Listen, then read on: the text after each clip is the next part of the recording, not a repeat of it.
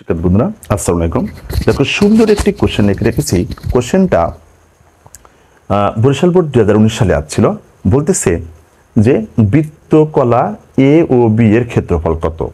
তাহলে দেখতে পারতেছি এখানে আমাদের এইখানে যে কেন্দ্র বৃত্তকলাটা কেন্দ্র মানে 45 ডিগ্রি কোণ উৎপন্ন করেছে এখানে, অর্থাৎ একটা বৃত্তের চাপ, ঠিক আছে, এটাকে বৃত্তকলা বলে। ওকে, আর ব্যাসার্ধটা দেওয়া আছে 5 মিটার। ওকে, তাহলে এখন আমাদের বৃত্তকলার ক্ষেত্রফল জানি, সূত্র জানি যে থিটা ডিভাইডেড 360 ডিগ্রি গুণন পাই আর স্কোয়ার। ওকে, এটা ল, এটা আমাদের প্রত্যেককে মুখস্থ করতে হবে কিন্তু বন্ধুরা। ওকে, এবার থিটা মানটা এখানে বসিয়ে দিলাম 45 ডিগ্রি, আর এখানে তো সূত্রে 360 ডিগ্রি থাকবেই, গুণন এখন এই পায়ের মান 3.1416, আর এই আর এর মান হচ্ছে 5। ঠিক আছে বন্ধুরা, স্কোয়ার থাকার কোনো স্কোয়ার দিয়ে দিলাম।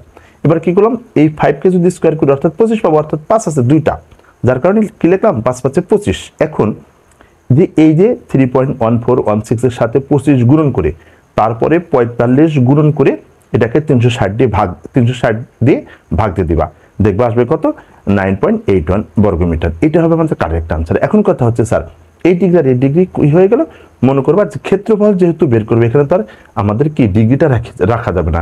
তোমরা একটু এভাবে কাউন্ট করবা যে এই উপরের ডিগ্রি আর নিচের ডিগ্রিটা কেটে গেল, যেমনটা এরকমটা কাউন্ট করবা যে মনে করো x divided x, x x কেটে যায়, ঠিক আছে, যেরকম একটু ওইভাবে কাউন্ট করবা, তাহলে আমাদের বৃত্তকলার ক্ষেত্রফলটা আসল মানটা বের হয়ে যাবে। ঠিক আছে, ওকে, আল্লাহ হাফেজ।